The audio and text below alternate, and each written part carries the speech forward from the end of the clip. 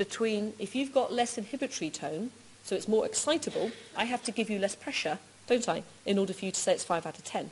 And that's what you see. It's like a physical relationship with the fundamental chemistry of the brain, again, in that group. So again, pointing to the impact on the central nervous system of these conditions.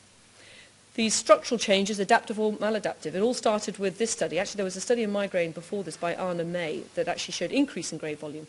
These studies that quantify how much grey matter you have or white matter you have, they are not absolute measures. What they do is they look at a thing called voxel-based morphometry, or looking at a change in the morphometric shape of these voxels that we have to isolate and segment the brain into. Most commonly, a change or a shrinkage of that you could relate to a loss of grey matter, but you absolutely cannot say that that is neuronal cell death. Until that cell body dies, that cell might have a lot of dendritic shrinkage, which we see a lot in MS and relapsing and remitting. We absolutely know that N-acetyl aspartate will go up and it will go down because as the neurons and then dendritic fiberizations change, you will have less or more of the chemical. It doesn't mean the neuron's dead, the cell body's still alive. So again, you can't confer until you've got histology and a post-mortem brain that means that there's cell death.